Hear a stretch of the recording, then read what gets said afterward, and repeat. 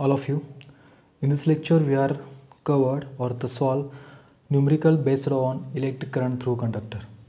Okay, या चॅप्टरमध्ये आपल्याला numerical solve करण्याच्या अगोदर या चॅप्टरमध्ये जे महत्त्वाचे आर्टिकल्स आहेत आणि त्या आर्टिकलमध्ये जे महत्त्वाचे फॉर्म्युलाज आहेत ते आपल्याला पहिल्यांदा बघितले पाहिजेत. जसं की बघा, तुम्हाला स्क्रीनवरती दिसत असेल, मी ह्या शीटवरती किंवा ह्या पेजवरती या चॅप्टरमध्ये जे जे महत्त्वाचे फॉर्म्युलाज आहेत ते लिहून घेतलेले आहेत.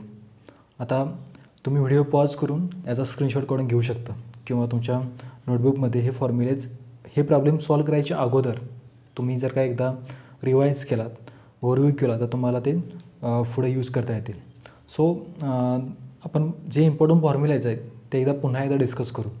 आता इथं बघा, पहिल्यांदा I is equal to D Q upon D T. Electric current I is equal to काय असतं, the time rate of flow of charge across any cross section is called current. This is the definition of electric current I. बरोबर आहे का? याचा unit असतं ampere.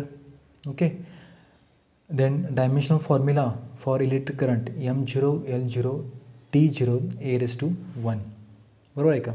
Then जर बघा, आपण जर काय पुढं आता करंट इलेक्ट्रिसिटीमध्ये आपल्याला काही कन्सेप्ट ॲड होतील, जसं की डिस्प्लेसमेंट करंट आहे. ओके, त्याची व्हॅल्यू काय असते, displacement current ID is equal to, okay, तर ती व्हॅल्यू असते epsilon naught times d∅e upon dt. Okay, याचं मॅथमॅटिकल किंवा फिजिकल इंटरप्रिटेशन काय आहे हे आपण करंट इलेक्ट्रिसिटी या चॅप्टरमध्ये in details step by step study करणार आहोत. ओके, सो आपण या लेक्चरमध्ये आपण 11च्या इलेक्ट्रिक करंट थ्रू कंडक्टर या चॅप्टरविषयी जे पॉसिबल मोस्ट इम्पॉर्टंट क्वेश्चन्स असतील, न्यूमरिकल्स असतील, ते आपण सॉल्व करणार आहोत. देन नेक्स्ट आहे VD is equal to -E capital E upon ME tau average. या ठिकाणी VD काय आहे, ड्रिफ्ट वेलॉसिटी और ड्रिफ्ट स्पीड असं आपण म्हणतो त्याला. ठीक आहे, त्याचा फॉर्म्युला आहे -E capital E upon ME. E is the charge on electron, is what, electric field. Okay, and ME is mass of electron and tau average is the relaxation time. समजलं का? हे ड्रिफ्ट स्पीड किंवा drift velocity आपण लिहितो. Okay, formula -E capital E upon ME tau average. Okay, E is the charge on electron, capital E is the electric field applied, ME is the mass of electron and tau average is the average relaxation time between two successive collisions. Okay, आपण drift स्पीडला define केलं होतं. Drift speed और drift velocity is defined as the velocity with which the free electrons get drifted towards the positive terminals under the effect of the applied external electric field. Okay, त्याला आपण काय म्हणतो, drift velocity और drift speed. Okay, पुन्हा एकदा बघा, drift velocity VD is nothing but it is the velocity with which the free electrons get drifted towards the positive terminals under the effect of applied external electric field. Okay, याचा formula कसा derive करायचा हे आपण चॅप्टरच्या जी lectures असतील, theory lectures, त्यामध्ये आपण पाहणार आहोत. ठीक आहे, देन ह्या ठिकाणी पुन्हा VD हा फॉर्म्युला येतो, म्हणजे drift speed in terms of I आपल्याला डिफाईन करता येते. हे सुद्धा रिलेशन आपल्याला डिराईव्ह करता येतं. I अपॉन NAE, ह्या ठिकाणी I इलेक्ट्रिक करंट असेल, N number of electrons per cubic metre. Okay, then A cross section area आणि E चार्ज ऑन इलेक्ट्रॉन. आता ह्या ठिकाणी बघा, नेक्स्ट आहे V is equal to IR, Ohm's law. बरोबर आहे का? ठीक आहे, मॅथमॅटिकल एक्सप्रेशन्स आपण जर का थोडंसं मॉडिफाय केले तर तुम्हाला एक एक्सप्रेशन भेटतं. ह्यापासून आपलं origin of Ohm's law start होत होतं, म्हणजे V upon I is equal to MEL E² NA tau average. Okay, आणि V अपॉन I म्हणजे काय, ओहम्स लॉवरून आपण R लिहितो आणि it is the value of R is the resistance. बरोबर आहे का? ठीक आहे, आता पुन्हा इथं बघा, ME mass of electron, L म्हणजे काय असेल, लेंथ ऑफ वायर और conductor, E charge on electron, N number of electrons present in 1 metre cube. Then A is the cross section area, tau average relaxation time between two successive collisions. बरोबर आहे का? Then आता ही जी काय definition आहे रेझिस्टन्सची, R is equal to rho L upon A. Okay, म्हणजे या ठिकाणी resistance of a given material is directly proportional to length of, it depends upon directly proportional to length of the conductor or wire or inversely proportional to cross section area of conductor. Okay, proportionality sign आपण remove करतो by using some constant. It is called specific resistivity of a material. बरोबर आहे का? ठीक आहे. त्या next पुढे जर का आपण बघितलं तर आपण हाच फॉर्म्युला थोडासा मॉडिफाय करून असा लिहितो. लक्षात आलं? जे इज इक्वल टू काय भेटतं, जे इज इक्वल टू काय भेटतं, ई अपॉन रो ना, आणि 1 अपॉन रो म्हणजे काय, sigma. Sigma is the conductivity. Okay, reciprocal of resistivity is nothing but conductivity. Okay, हे फॉर्म्युला आपल्याला लक्षात ठेवायचे. म्हणजे जे म्हणजे काय, current density. Okay, J is nothing but current density. Then R is proportional to L upon A. हे आपलं basic आहे रेझिस्टन्सचा formula. R is proportional to L upon A. Okay, त्या ठिकाणी आपण काही नोट राईट डाऊन करून घेतल्या होत्या. बघा, R it is depends upon L and A. Okay, जर काय सपोज करा, जर का आपण एखाद्या मटेरियलची काय म्हणतात रेडियस किंवा एरिया इन्क्रीज और डिक्रीज केला किंवा लेंथ जर काय आपण व्हेरी केली, तर मिळणारा जो काय नवीन रेझिस्टन्स आहे तो कितीनं इन्क्रीज होईल किंवा डिक्रीज होईल ते आपण ह्या फॉर्म्युल्यावरून लिहू शकतो. जसं की बघा, फर्स्ट आहे when length increases N times. Okay, suppose करा जर काय पहिल्यांदा लेंथ जर काय 10 मीटर असते आणि ती जर काय एन टाइम्स इन्क्रीज केली असेल तर नवीन रेझिस्टन्स काय भेटतो, R dash. R dash it is the new resistance is equal to N square into R. किती टाइम्स लेंथ इन्क्रीज झाले त्याचा स्क्वेअर इंटू इनिशियल सुरुवातीचा रेझिस्टन्स, त्याला मल्टिप्लाय करायचं, तुम्हाला काय भेटेल, नवीन रेझिस्टन्स भेटून जाईल. समजलं? Then next, when radius is increased N times new resistance will be. Radius जर काय आपण इन्क्रीज केलं, रेडियस इन्क्रीज करतो याचा अर्थ काय, जो क्रॉस सेक्शनल एरिया आहे तो इन्क्रीज होईल. ओके, आणि जर डिनॉमिनेटर इन्क्रीज झाला तर रेझिस्टन्स काय होतो, जेवढ्या टाइम्सनं रेडियस इन्क्रीज झाले किंवा जेवढ्या टाइम्सनं एरिया इन्क्रीज झाला त्याच्या स्क्वेअरच्या प्रपोर्शननं तो डिक्रीज होतो. त्यामुळे बघा, न्यू रेझिस्टन्स या केसमध्ये when radius is increased N times new resistance will be R dash. It is the new resistance is equal to initial resistance R upon N raise to 4. Okay, N raise to 4 टाइम्सनं तो काय होतो, decrease होतो. समजलं? ठीक आहे. Then third बघा, when area is increased N times new resistance will be R dash is equal to, इथं रेडियस इन्क्रीज झाली होती एन टाइम्स, रेडियस जर काय इन्क्रीज होत असेल एन टाइम्स तर N raise to 4 1 upon N raise to 4नं न्यू रेझिस्टन्स काय होतो, डिक्रीज होईल. आणि जर काय एरिया जर काय एन टाइम्सनं इन्क्रीज झाला असेल, जर एरिया एन टाइम्सनं इन्क्रीज झाला असेल तर न्यू रेझिस्टन्स जो आहे तो 1 अपॉन एन स्क्वेअरनं काय होतो, डिक्रीज होतो. Therefore R dash it is the new resistance is equal to initial resistance R upon N square.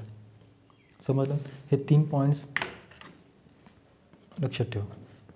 समजलं का? ठीक आहे. देन आता वेगवेगळ्या मटेरियल्स बघतो आहे आपण. ठीक आहे, त्यामध्ये आपण कार्बन रेझिस्टर्स यूज करतो मोस्टली. त्यामध्ये बघा, जर का आपल्याला एखाद्या रेझिस्टरची व्हॅल्यू फाइंड आउट करायची असेल तर तुम्हाला असं स्ट्रक्चर भेटतं.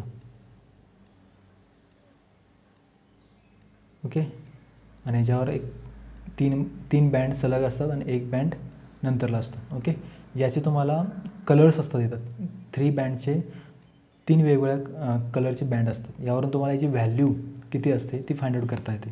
ओके, तेव्हा आपण बघितलं होतं हे article, colour coding of carbon resistance. Okay, simple formula आहे R is equal to A B into 10⁻⁶ plus or minus tolerance.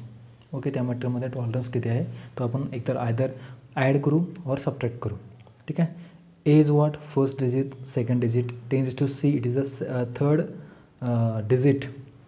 Okay, significant figure म्हणता येईल त्याला. आता हे कसं काढायचं हे आपण थेरी लेक्चर्समध्ये डिटेल्समध्ये बघू. ओके, आता एखाद्याचं सपोज करा इथं ब्ल्यू आहे, इथं ब्राऊन आहे, इथं ग्रीन आहे आणि इथं गोल्ड आहे, तर याचा आपल्याला व्हॅल्यू फाइंड आउट करता येते. ती फाइंड करण्यासाठी आपण एक टेबल बघितला होता ज्याच्यामध्ये तुम्ही लक्षात ठेवला होता बी रॉय, GB,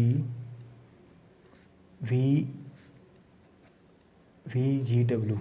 ओके, यावरून तुम्ही बीला 0 1 2 3 4 5 6 7 8 9 बरोबर आहे का. Then gold, silver and no colour, त्या रिस्पेक्टिव्ह आपण टॉलरन्स लिहू शकतो. ओके, हे थिअरी लेक्चर्समध्ये आपण कवर करू.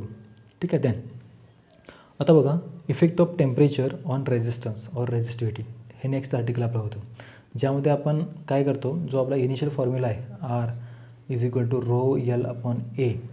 ओके, हे आपण रेझिस्टन्स, एखाद्या मटेरियलचा resistance with respect to temperature कसा व्हॅरी होतो किंवा टेम्परेचर इंक्रीज और डिक्रीज केल्यामुळं एखाद्या मटेरियलमध्ये जी कंडक्टिव्हिटी आहे किंवा रेझिस्टिव्हिटी आहे त्याच्यावर काय परिणाम होतो ते आपण ह्या आर्टिकलमध्ये बघायचं आहे. ठीक आहे. तर बघा, फॉर कंडक्टर, आपण हे थोडक्यात सिनॉप्सिस बघतो. ओव्हरऑल चॅप्टरमध्ये काय काय पॉईंट्स आहेत, कोणते कोणते इम्पॉर्टंट फॉर्म्युलेज आहेत त्याचा आपण स्टडी थोडक्यात ओव्हरव्ह्यू होतो. देन आपल्याला न्यूमरिकल्स सॉल्व करायचे. ठीक आहे. ओके, लेक्चर्स आपण आपला इलेक्ट्रोस्टॅटिक्स चॅप्टर संपला की आपण हा चॅप्टर कवर करू. ठीक आहे. देन पहिला बघा, for conductor as we increases the temperature then resistance or resistivity of given conductor will be increases. कंडक्टरच्या केसमध्ये काय होतं, जसं आपण टेम्परेचर इन्क्रीज करू त्या वायरचं किंवा त्या कंडक्टरचं, टेम्परेचर इन्क्रीज केल्यामुळे काय होतं, त्या वायरची किंवा त्या कंडक्टरची रेझिस्टिव्हिटी किंवा रेझिस्टन्स इन्क्रीज होतो. Resistivity, okay, it is depends upon material to material रेझिस्टिव्हिटीची व्हॅल्यू वेगवेगळी असेल. बरोबर आहे का. ठीक आहे. देन हे समजलं का, कंडक्टरमध्ये काय होतं, टेम्परेचर इन्क्रीज केलं तर आर आणि रोची व्हॅल्यू इन्क्रीज होते. ठीक आहे. याच्या अपोजिट सेमीकंडक्टरमध्ये काय होतं, आता बघा, मटेरियलला आपण 3 कॅटेगरीमध्ये डिवाईड केलेलं आहे. ठीक आहे. कोणत्या, एक कंडक्टर, दुसरं सेमीकंडक्टर आणि तिसरं आहे इन्सुलेटर्स. बरोबर आहे का. कंडक्टर म्हणजे काय, those materials which allow the flow of charge or electric current. बरोबर आहे का. त्या मटेरियल आपण काय म्हणतो, कंडक्टिव्हिटी असं म्हणतो. Then semiconductors, those materials which allow flow of charge in moderate state. बरोबर आहे का. म्हणजे जास्त पण तो करंट किंवा जो चार्जचा फ्लो आहे त्यांना आपण जास्त पण अलाव करणार नाही, जास्त पण रेजिस्ट करणार नाही. मॉडरेट स्टेटमध्ये, बॅलन्स स्टेटमध्ये, त्या मटेरियल आपण काय म्हणतो, सेमीकंडक्टर असं म्हणतो. आणि insulator, it does not allow the flow of charge. बरोबर आहे का. आता सेमीकंडक्टरमध्ये काय होतं, as we increases the temperature of semiconductor then resistance or resistivity decreases. ठीक आहे. याच्या अपोजिट. ठीक आहे. देन फॉर सम अलॉईज, नायक्रॉम असेल. ठीक आहे. म्हणजे वेगवेगळे अलॉईज आहेत ना, म्हणजे वेगवेगळ्या कंपाऊंड्सपासून फॉर्म झालेले. ठीक आहे. तर बघा, तर ह्या केसमध्ये काय होतं आहे, as we increases the temperature alloys, तर अलॉयच्या केसमध्ये टेम्परेचर जरी इन्क्रीज केलं तर रेझिस्टन्स आणि रेझिस्टिव्हिटी आर अनचेंज्ड, ती कॉन्स्टंट राहते, ती व्हॅरी होत नाही. ठीक आहे. देन नेक्स्ट बघा काय म्हटलं आहे, temperature coefficient of resistance alpha. Okay, coefficient of temperature और टेम्परेचर कोएफिशियंट ऑफ रेझिस्टन्स, त्याला आपण डिनोट करतो अल्फा. ह्याला आपण काय म्हटलं आहे, temperature coefficient okay of resistance. Okay, formula काय आहे, alpha is equal to R F minus R naught upon R naught times delta T.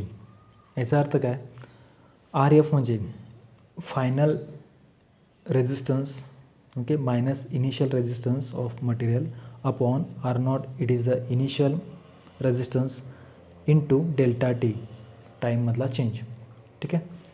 Then for conductor alpha is equal to positive, semiconductor alpha is equal to negative, for alloys alpha is approximately equal to 0. कारण की का त्या ठिकाणी temperature increase केलं तर R आणि रेझिस्टन्सवर काही फरक पडत नाही, त्यामुळे अल्फा इज इक्वल टू 0 कुठं, फॉर अलॉईजसाठी. लक्षात आलं. देन बघा, हे शीट तुम्हाला दिसतं का व्यवस्थित. देन बघा, मी थोडंसं व्यवस्थित ठेवतो, तुम्ही याचा स्क्रीनशॉट काढून घेऊ शकता. ठीक आहे. ओके. देन नेक्स्ट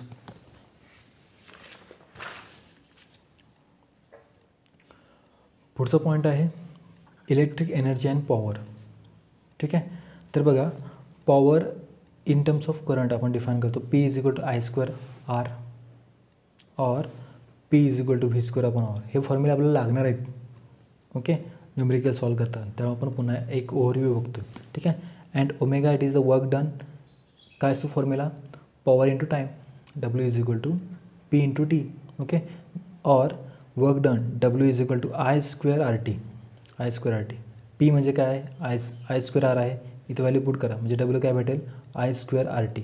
और W is equal to V I into T. Or W is equal to V square upon R into T. हे काय करायचे आहेत? ओहम्स लॉ जो आपल्याला माहिती आहे. ओके, म्हणजे फॉर एक्झाम्पल बघा, V is equal to I R आहे. एकदा काय करा, व्हीच व्हॅल्यू आय आर पुट करा. ओके, किंवा आर इज इक्वल टू काय भेटतं? व्ही अपॉन आय भेटतं. ठीक आहे. ह्या व्हॅल्यूज म्हणजे इंटरचेंज करून जर का तुम्ही रिप्लेस केला तर तुम्हाला ही व्हर्जन्स भेटतील. ठीक आहे. Then change in work done is equal to the change in energy. Okay, work energy इक्विव्हलन्सच्या अनुषंगाने आपण हे लिहू शकतो. ते काय भेटतं? V I into delta T. Okay, formulas फक्त बघायचे, आपण न्यूमरिकल्स बघतो त्यासाठी त्याच्या अगोदर आपल्याला लागतील. तेव्हा आपण एकदा या फॉर्म्युल्याच्या बेसवर आपण एक संपूर्ण चॅप्टर ओव्हरव्ह्यू करतो. ओके, ठीक आहे. Delta W is equal to del U is equal to V I delta T. समजलं का? ठीक आहे. आता हे युनिट कन्वर्जन्स काय आहेत बघा, तुम्हाला दिसते. 1 युनिट आपण म्हणतो ना, 10 युनिट आपलं जी घरामधली जी लाईट आहे ती खर्च झाली, 10 युनिट लाईट संपली. याचा अर्थ काय? 1 युनिट याचा अर्थ काय? 1 किलो वॅट हवर. लक्षात आलं का? 1 किलो वॅट हवर. ठीक आहे. नंबर ऑफ युनिट्स कसं करतात? नंबर ऑफ युनिट्स काढण्यासाठी वॅट अपॉन 1000 इंटू हवर्स. बरोबर आहे का? आणखीन एक गोष्ट आपल्याला माहिती आहे, H P 1 horse powers is equal to किती असतं? 746 वॅट. या पॉवरचे सगळे हे आहेत. ठीक आहे.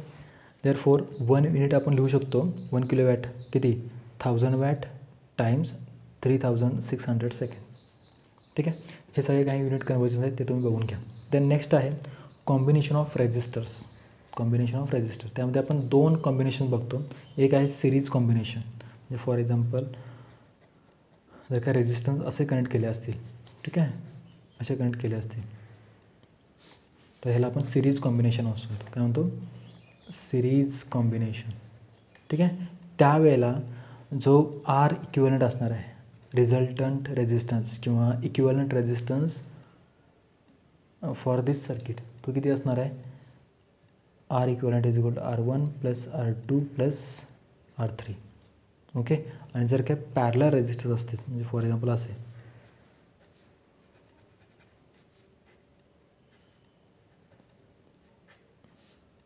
ओके, असे जर काय रेजिस्टर जर कनेक्ट केले असतील, ओके, म्हणजे हा R1 हा R2, ओके, यातून करंट फ्लो होतो आहे. ठीक आहे.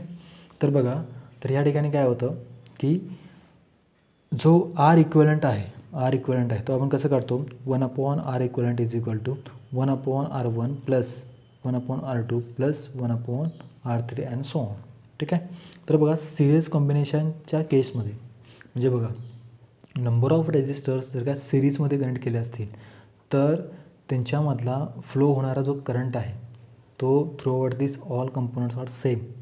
बरोबर आहे का? मात्र potential difference for each resistance are vary. बरोबर आहे का? सिरीज कॉम्बिनेशन केसमध्ये काय होतं, करंट जो काय फ्लो होत आहे तो सेम असेल, मात्र potential difference across the 2 terminals are different.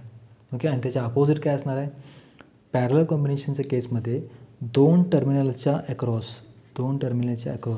Potential difference हा सेम असेल आणि आय जो काय आहे तो व्हॅरी होईल.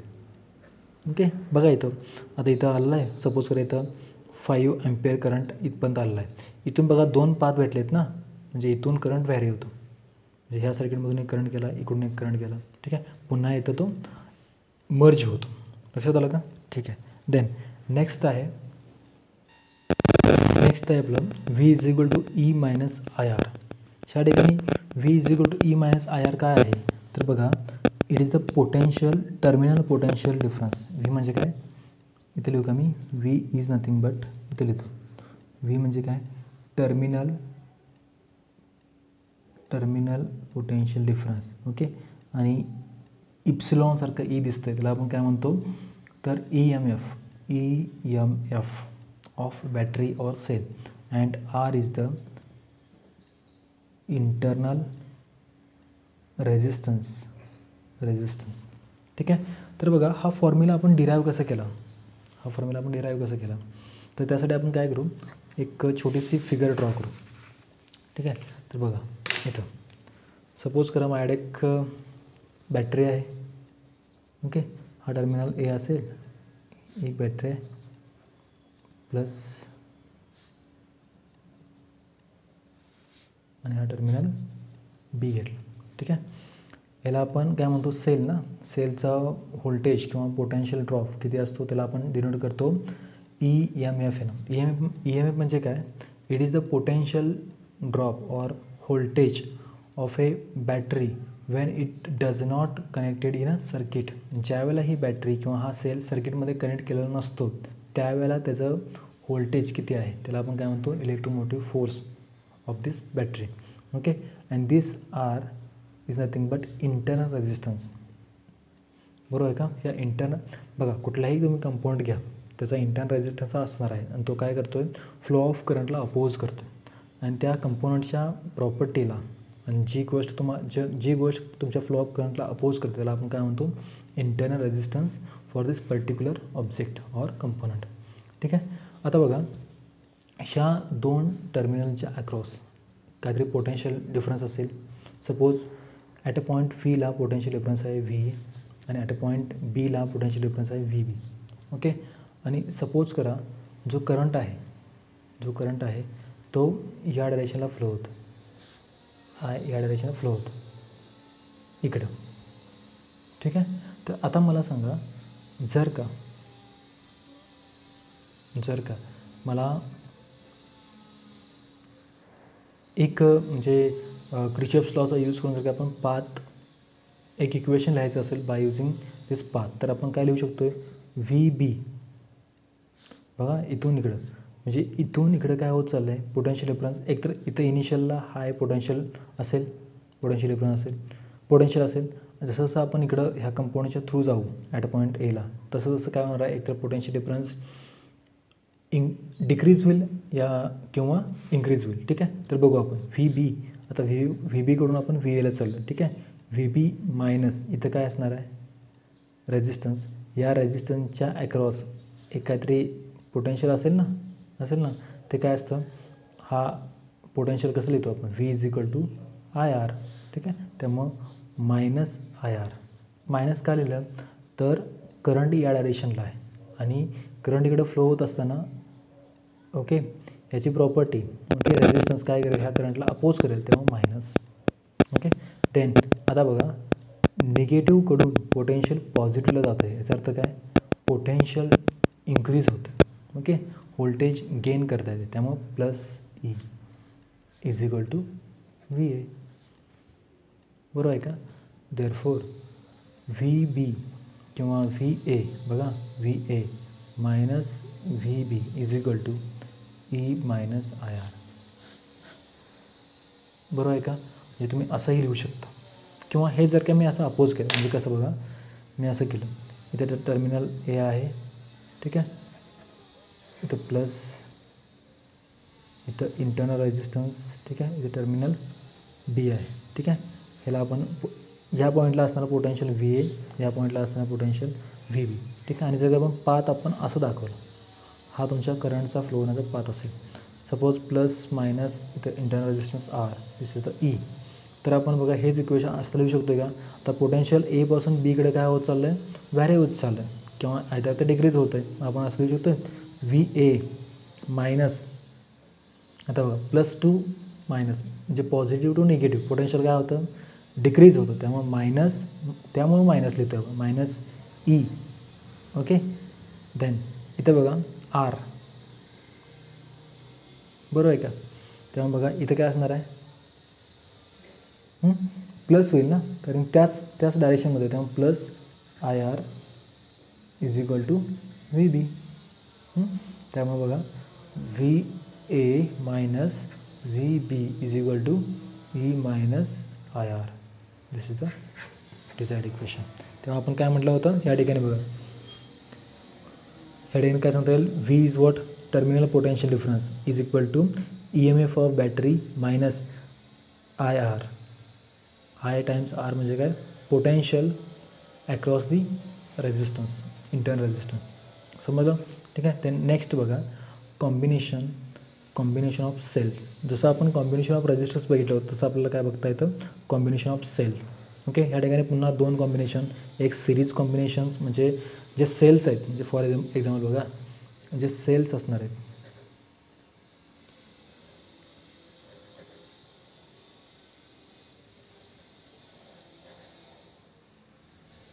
ते जे सेल्स असणार आहेत ते आपण सिरीजमध्ये कनेक्ट करतो आहे. ओके. आणि या कॉम्बिनेशन आपण काय म्हणतो, सिरीज कॉम्बिनेशन. लक्षात आलं. आणि पॅरल काय करतो, तर इथं बघा,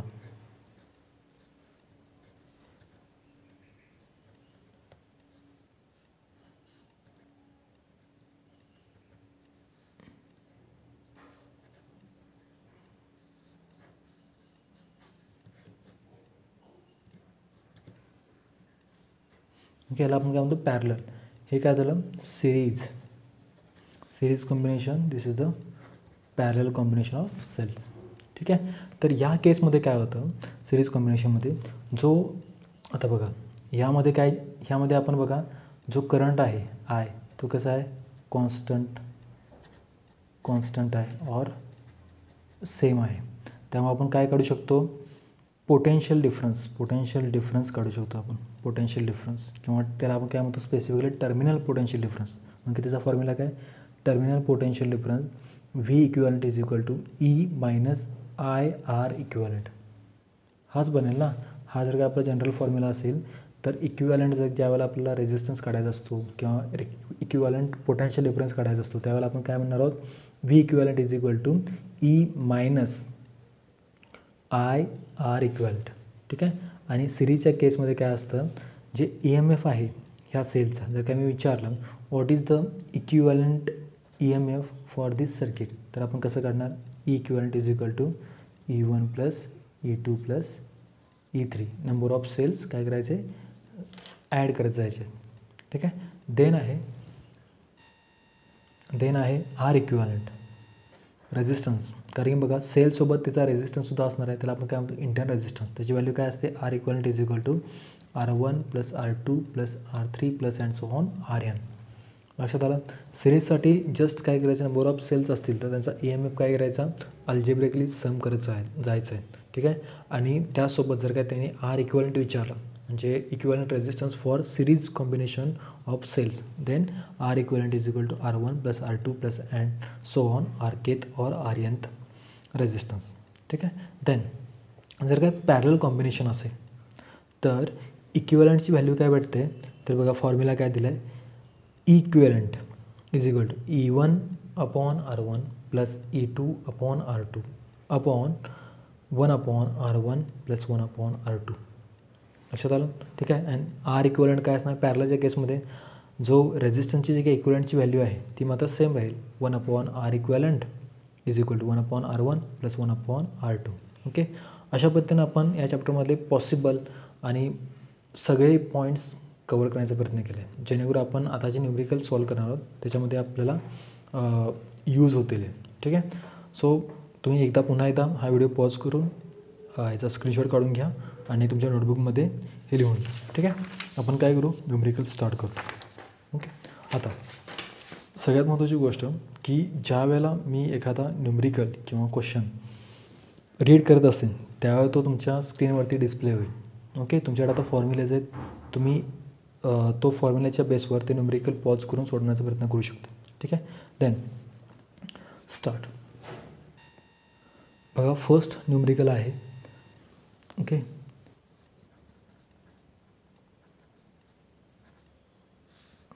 सोल्युशन्स म्हणून आपण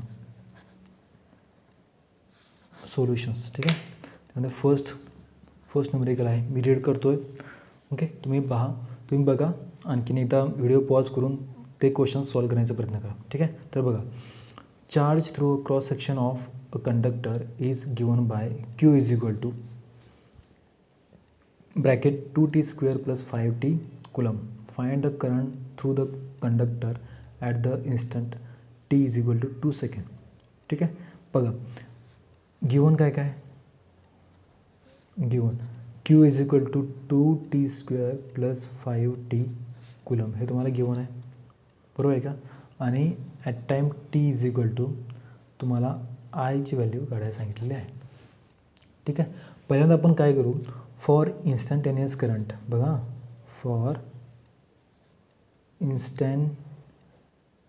instantaneous current I is equal to काय असतं फॉर्म्युला, the rate of change of charge with respect to time. Therefore T by D T of चार्जची व्हॅल्यू 2t² प्लस 5t.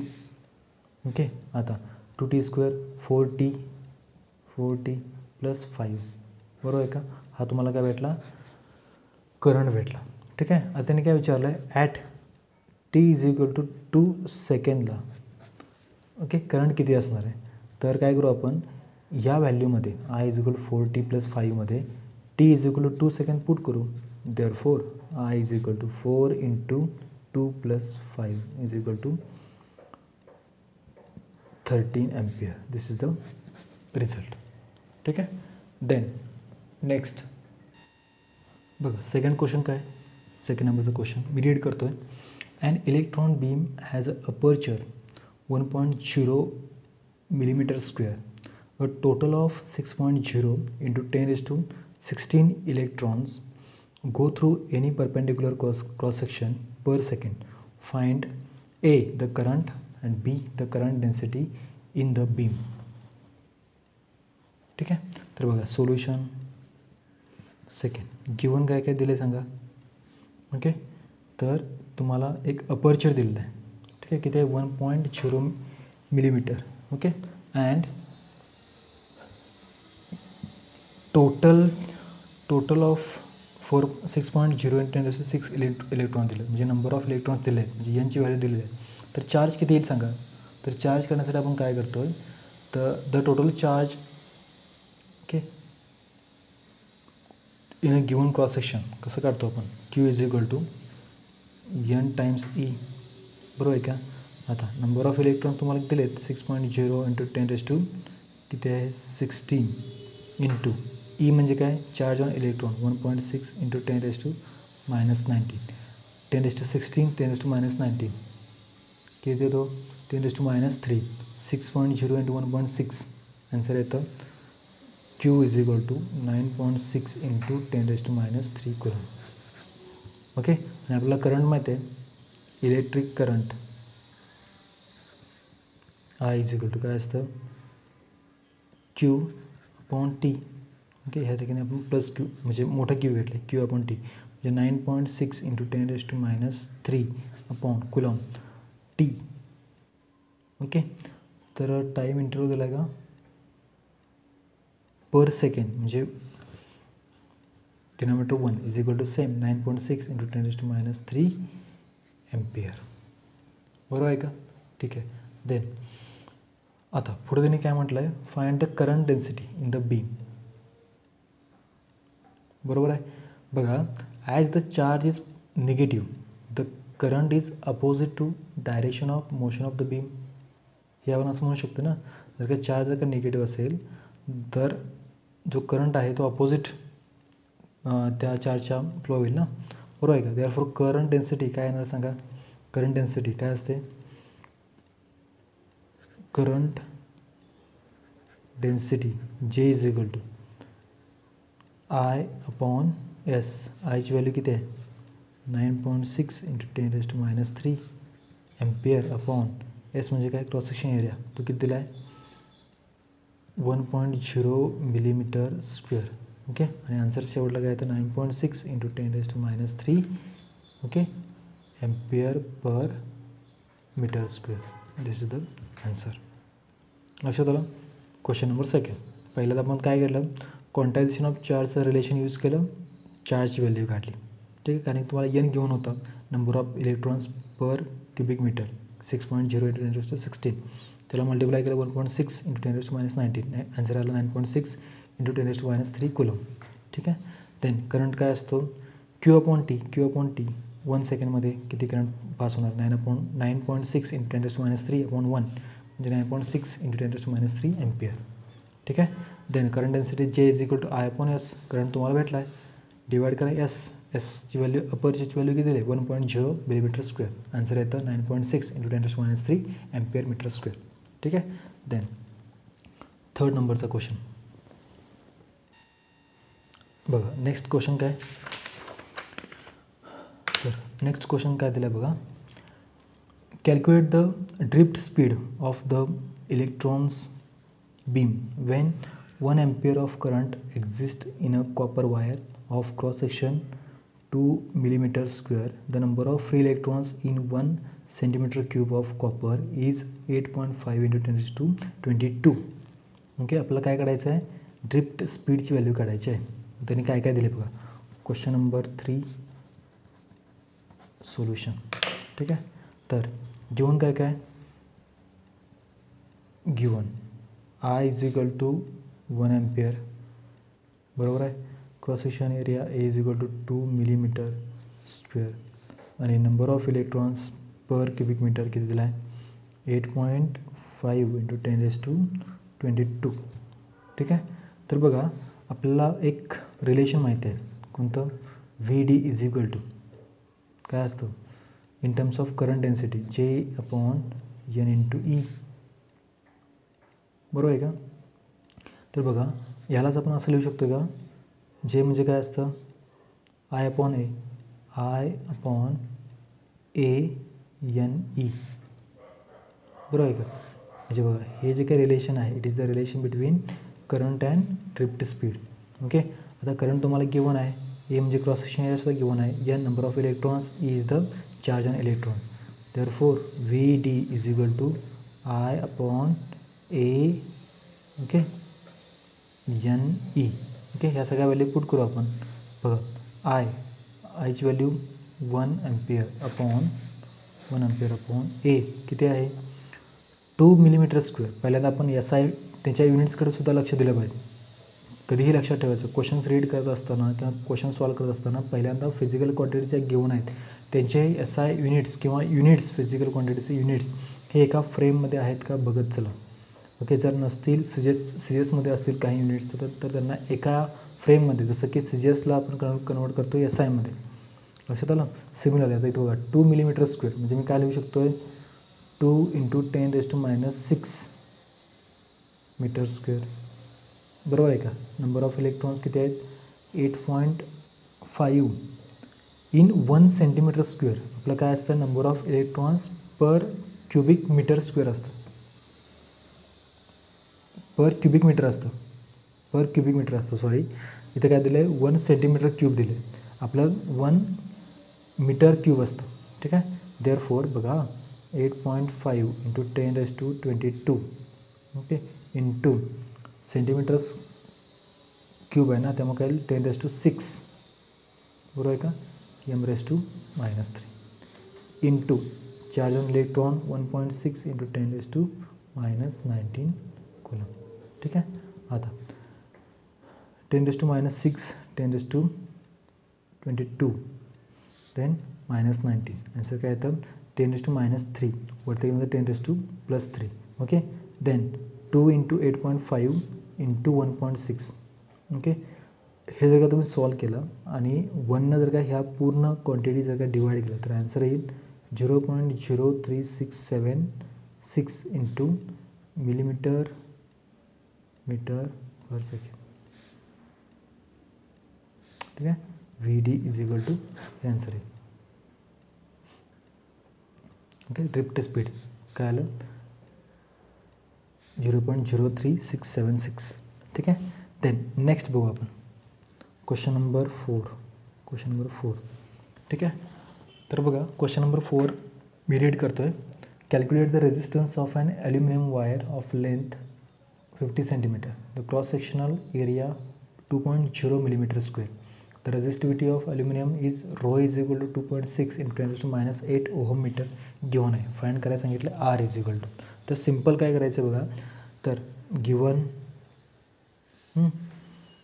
तुम्हाला ρ गिवन आहे, ρ = रेजिस्टिव्हिटी किती आहे रेजिस्टिविटी 2.6 इंटू 10⁻⁸ ओहम मीटर. ठीक आहे. देन लेंथ यल घेऊन आहे तुम्हाला 50 सेंटीमीटर. ठीक आहे. Then cross section area A = 2.0 millimetre square हे घेऊन आहे. मी विचारलं आहे काय, find the resistance R is तर फॉर्म्युला कोणता यूज करणार, ρL/A रोची व्हॅल्यू 2.6 इंटू 10⁻⁸ बरोबर आहे का, ओहम मीटर इंटू लेंथ किती आहे 50 सेंटीमीटर. म्हणजे मी मीटरमध्ये कसं लिहू शकतो आहे 0.50 मीटर पॉन एरिया 2.0 मिलीमीटर आहे. म्हणजे किती येणार मीटरमध्ये 2.0 into 10⁻⁶ metre square, millimetre square metre square. ठीक आहे. तर हे जर का आपण सॉल्व केलं तर R भेटतं 10⁻⁶ वरती जाईल 10⁻+6 -8 + 6 -2. Okay. Then 2.6 into 0.5 upon 2.0. Okay. Last answer 6.5 into 10⁻³ ohm. This is the resistance R. ठीक आहे. देन क्वेश्चन नंबर 5. Question number 5. ठीक आहे. क्वेश्चन नंबर 5 बघा. क्वेश्चन नंबर 5 काय, तर a resistor develops 400 joule thermal energy in 10 seconds when a current of 2 ampere is passed through it. Find its resistance B. If the current is increased to 4 ampere, what will be the energy developed in 10 seconds? ठीक आहे. आपल्याला thermal energy बघा. Question number 5 मी solve करतो. Given काय काय आहे, given आहे thermal energy U = given आहे 400 जूल. ठीक आहे. टाईम इंटरवल दिला आहे 10 सेकंड दिलेला आहे. ओके. आणि करंट जो काय पास होत आहे तो 2 अँपिअरचा आहे. ठीक आहे. तर बघा आपल्याला पहिल्यांदा आरची व्हॅल्यू काढायला सांगितलं, फाइंड द रेजिस्टन्स. तर वी नो दॅट जी थर्मल एनर्जी आहे U = ती काय असते I²T. बरोबर आहे का. ठीक आहे. I²T. आता बघा I²T. देअरफॉर R काय बनतो,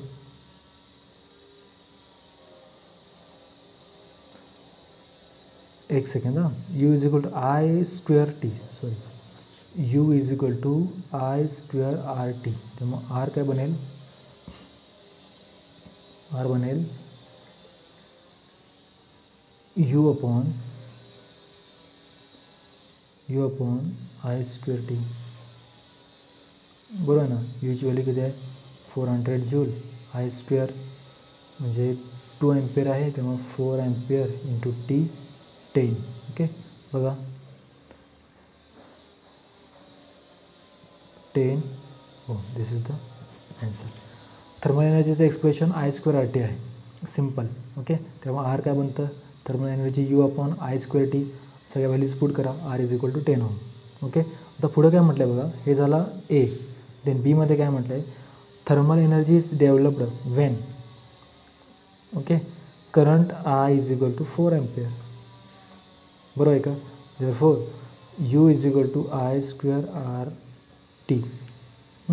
तर बघा I² जर का 4 अँपिअरचा करंट असेल त्यावेळेला थर्मल एनर्जी किती असणार, I² म्हणजे किती 16 इंटू R 10 ओहम इंटू 10 म्हणजे 1600 जूल इतकी एनर्जी क्रिएट होईल तर डेव्हलप होईल. समजलं का. This is the question number 5 answer. Okay. Then question number 6. Question number 6 बघा. A battery of EMF 2.0 volt and internal resistance of 0.50 ohm supplies a current of 100 milliampere. Find the potential difference across the terminals of the battery and the thermal energy developed in the battery in 10 seconds. असं विचारलं आहे. Okay. Video pause करा आणि question पुन्हा एकदा read करा आणि थोडंसं स्वतःहून ट्राय करण्याचा प्रयत्न करा. ठीक आहे. देन तर बघा आपण क्वेश्चन नंबर 6चं सोल्युशन बघायचं आहे. ठीक आहे. मी काय करू, पेज चेंज करू. Question number 6 solution. Question number 6. Okay. Given काय काय बघा, गिवन EMF 2.0 व्होल्ट गिवन आहे. R is equal to 0.50 ohm given आहे. आणि आयची व्हॅल्यू किती आहे? I is equal to 100 milli ampere ही गिवन आहे. ठीक आहे. मी काय करतो, हा प्रॉब्लेम आपल्याला डीपली अंडरस्टँड होण्यासाठी आपण एक डायग्राम ड्रॉ करू. जसं की बघा, हा टर्मिनल A, इथं आपण एक बॅटरी घेऊ, हा इंटरनल रेजिस्टन्स असेल आणि हा पॉईंट B असेल. हा पॉईंट A, हा पॉईंट B. तर बघा, पोटेन्शियल ॲट A, सपोज करा let it be VA. Potential at B, let it be VB. Okay, this is the cell E plus minus, this is the internal resistance R. Okay, आणि potential drop between this resistance काय असतो? I times R. आणि current flows from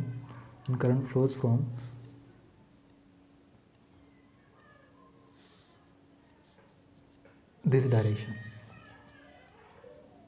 okay, तर बघा, आपण directly formula use करू शकतो. कोणता? तर बघा, आपण मगाशी भेटलो होतो ना, terminal potential difference V is equal to E minus IR. Okay, हे आलं कसं तुम्हाला माहिती आहे. आता ह्या केसमध्ये मला सांगा, आपण असं लिहू शकतो का?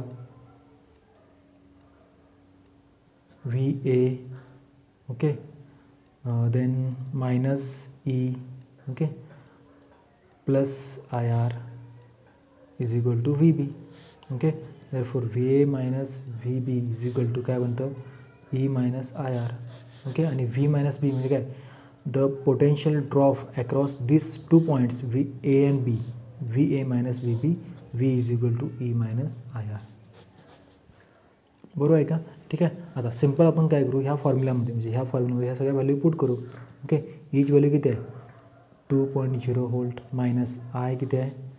I आहे तुमचा 100 मिली एम्पियर. म्हणजे मी असं लिहू शकतो का? 0.100 एम्पियर इंटू R किती आहे? 0.50 ओहम. ओके, 0.50 ओहम हे घेऊन आहे.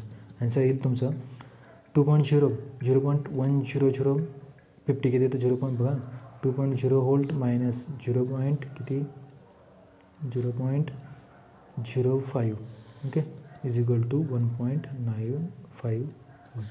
This is the terminal potential difference. Okay, हे झालं तुमचं क्वेश्चन नंबर A. यातला क्वेश्चन नंबर 6 मधला क्वेश्चन Aचं आन्सर. ठीक आहे. देन B बघा, त्याने विचारलं आहे काय की B, the thermal energy developed in the battery in 10 second.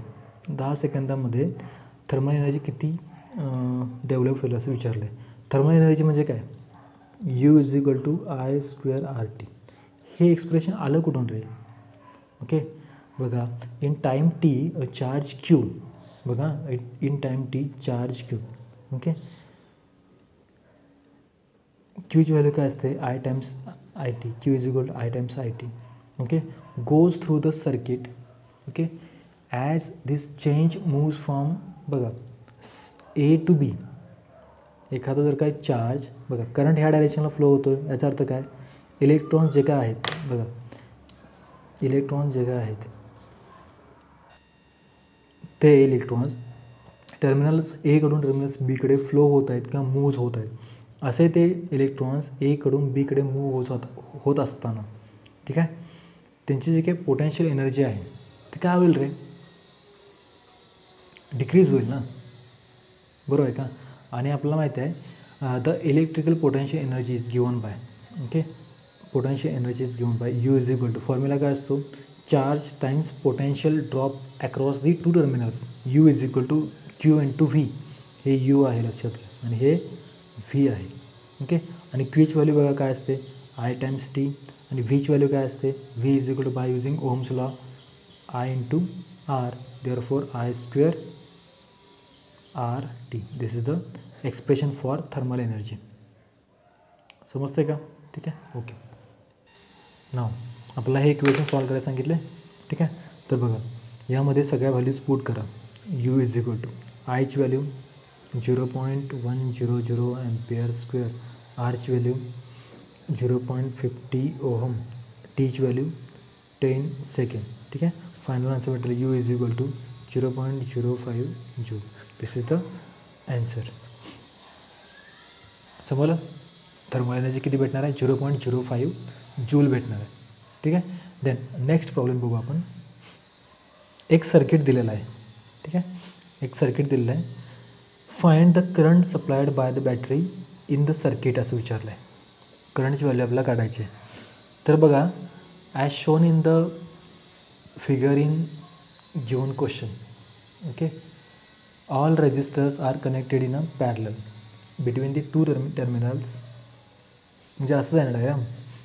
बघा, या ठिकाणी आपण डायग्राम ड्रॉ करून बघू.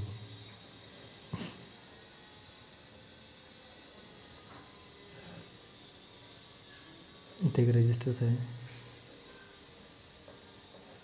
ओके. याची व्हॅल्यूसुद्धा 12 ओहम, 12 ओहम, 12 ओहम आणि 12 ओहम. सपोज ए आणि बी आहे, ठीक आहे.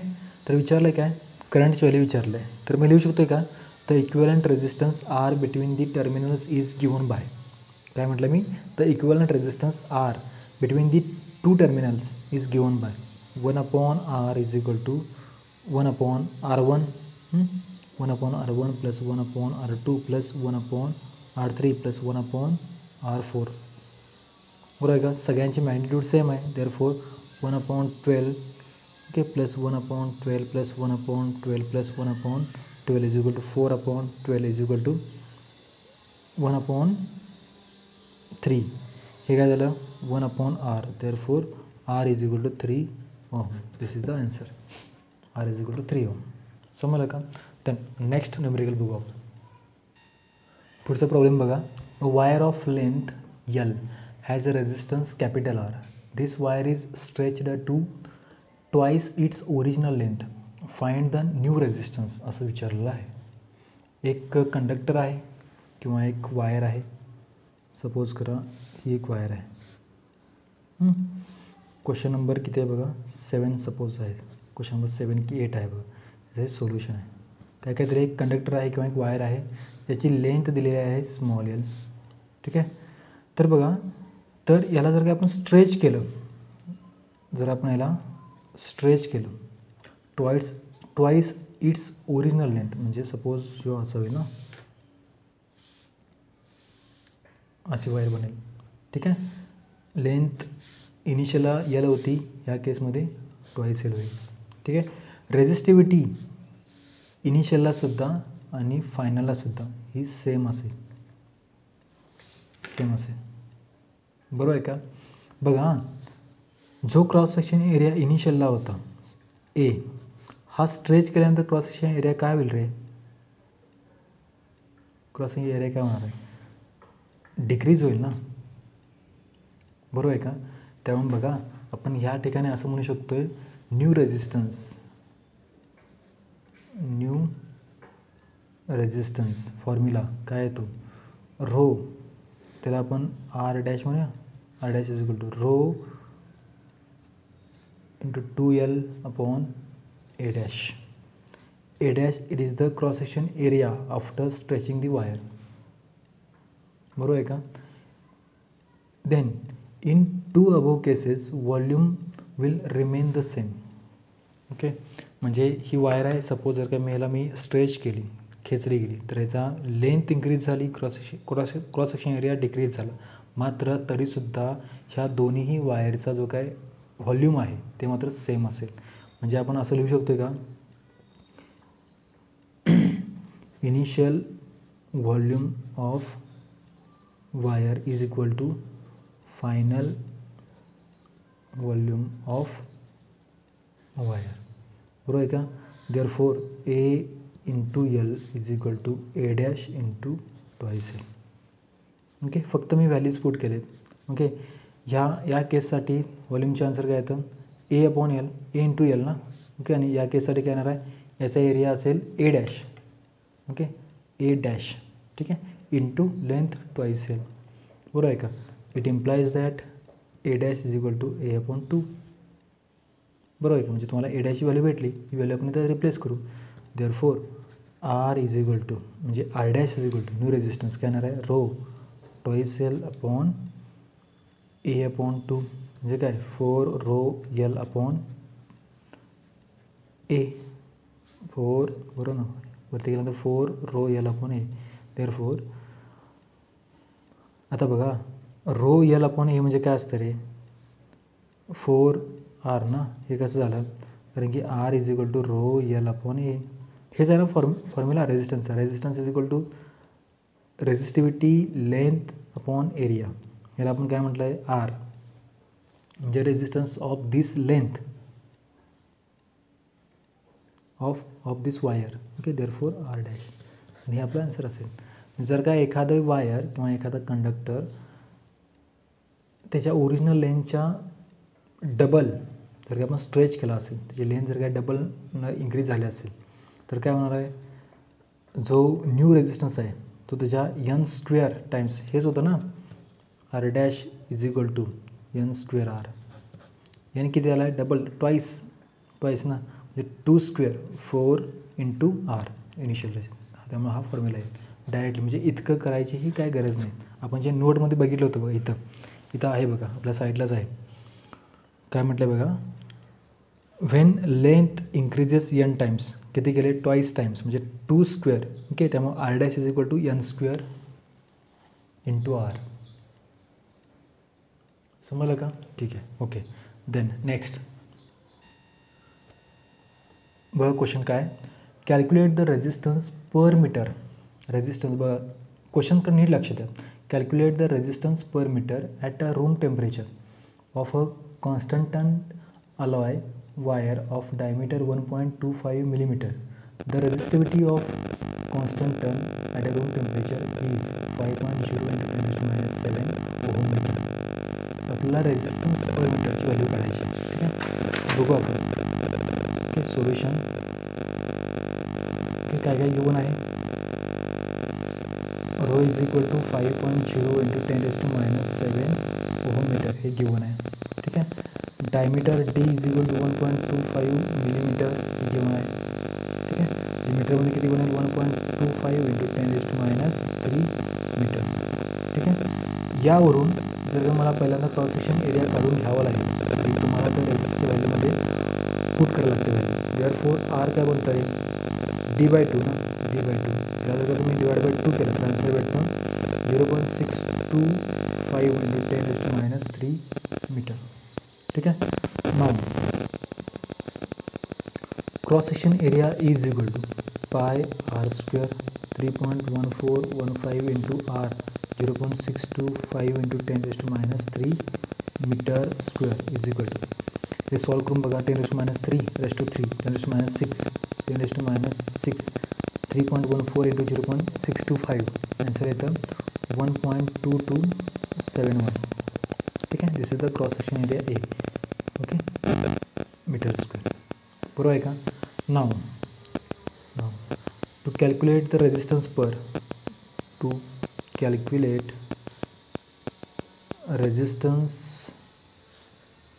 पर मीटर म्हणजे काय, आर अपॉन एल ना, रेजिस्टन्स पर मीटर म्हणजे हाच रेशो आपल्याला काढायचा आहे. इज इक्वल टू काय भेटतं, रो अपॉन ए. हे कसं काढलं आपण, तर तुम्हाला माहिती आहे R is equal to rho L upon A, बरोबर आहे का? आता बघा, रेजिस्टन्स पर मीटर याचा अर्थ काय, meter it is the unit of length. त्यामुळं resistance per length is equal to rho upon A हे भेटेल. लक्षात आलं का? देअरफॉर रोची व्हॅल्यू घेऊन आहे 5.0 into 10 to minus 7 ohm meter upon एरियाची व्हॅल्यू भेटले 1.2271 into 10 to minus 6 meter square. Okay, आता बघा आन्सर काय येतं. ओके, हा हे कॅन्सल होऊन जाईल. ठीक आहे, 10 to minus 6 वरती ना +6 म्हणजे 10 to minus 1 उरेल. ठीक आहे, आणि 5.0 अपॉन 1.22 आन्सर येतं 0.4075 ohm. Okay, per metre. This is the answer, resistance per length. समजलं का? ठीक आहे, ओके. नेक्स्ट बघू आपण.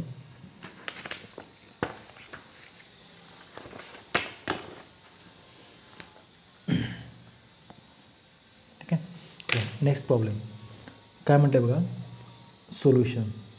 ओके, पहिल्यांदा मी प्रॉब्लेम रीड करतो. The resistance of a heating element at room temperature 27 degree is 100 ohm. At what temperature its resistance will be 117 ohm provided that alpha is equal to alpha is equal to 1.7 into 10⁻⁴ per degree तुम्हाला घेऊन आहे. ठीक आहे. तर बघा solution आपण म्हटलेलं आहे. काय काय आपल्याला माहिती आहे बघूया. Given at T is equal to 0 म्हणजे इनिशियल टेम्परेचरला, म्हणजे इनिशियल किंवा रूम टेम्परेचर दिलं आहे 27 डिग्री. ओके. आर नॉट म्हणजे इनिशियल रेजिस्टन्स. ओके. म्हणजे टेम्परेचर 27 डिग्री असताना आर नॉटची व्हॅल्यू आहे R nought is equal to 100 ohm. बरोबर आहे का. And at T is equal to T किंवा आपण फायनल म्हणू, फायनल टेम्परेचरला सपोज करा त्याची व्हॅल्यू टी आपण अज्युम करायला, आपल्याला तेच करायचं ना. ॲट व्हॉट टेम्परेचर असं विचारलं. त्यावेळेला रेजिस्टन्सची व्हॅल्यू येते 117 ओम. ओके. रूम टेम्परेचर 27 असताना किंवा इनिशियल टेम्परेचर 27 असताना आर नॉटची व्हॅल्यू 100 ओम आहे. अशा कोणत्या टेम्परेचरला फायनल व्हॅल्यू ओके त्या एलिमेंटची 117 होईल ओम, ते आपलं फाइंड आउट करायचं आहे. देअरफोर बघा R final is equal to R nought into 1 minus alpha delta T. हा फॉर्म्युला आपण यूज करू शकतो. बरोबर आहे ना. तर बघा आर फायनलची व्हॅल्यू किती आहे 117 इज इक्वल टू आर नॉटची व्हॅल्यू किती आहे 100 into bracket 1 minus alpha as it is delta T आपल्याला लिहिता येईल ना. म्हणजे काय T F minus T naught. बरोबर आहे का. त्यामुळे 100 into 1 plus okay alpha T minus 27. Okay. Therefore 100 plus 100 alpha T minus 27. बरोबर आहे का. या साईडचं 117 as it is. Okay. Therefore 117 minus 100 upon 100 alpha is equal to T minus 27. लक्षात येतं मी काय करतो आहे 117 minus 100 okay upon 100 minus alpha आणि ह्या साईडला काय येईल टी मायनस 27. बरोबर आहे का. ठीक आहे. देन आता बघा T minus 27 as it is. ठीक आहे. ह्या साईडला काय राहतं बघा रे. तर इथे किती राहतं 17. बरोबर आहे का. इथे किती राहतं 17 अपॉन 100 इंटू अल्फाची व्हॅल्यू किती आहे 1.7 इंटू अल्फा किती आहे 1.7 10⁻⁴ ओके पर डिग्री सेल्सिअस तुम्हाला किंवा आहे. 1.70ला मी 17 कन्सिडर करू शकतो आहे. यातला 0 1 कट करून म्हणजे 17 कॅन्सल झालं. बरोबर आहे का. शिल्लक किती राहतं 10⁻1 10⁻⁴. याचा अर्थ 10⁻³ म्हणजे 1/10⁻³ वरती गेल्यानंतर काय बनतं 10⁻+3 म्हणजे किती राहिलं 1000. ओके. आणि या साईडला किती आहे T minus 27. T is equal to 1000 + 27 1027. This is the required answer.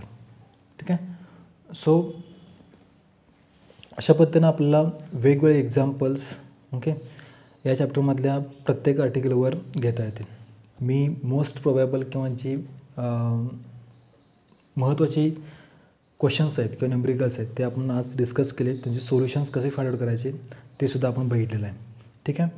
आशा करतो की आपल्याला आजचं लेक्चर्स हे अंडरस्टँड झालं असेल. अशा पद्धतीनं आपण जे नवीन चॅप्टर असतील जे आर्टिकल असतील त्या बेसिसवर आपण त्या ओरिएंटेड लेक्चर्स किंवा न्यूमरिकल्स घेत चलो. ठीक आहे.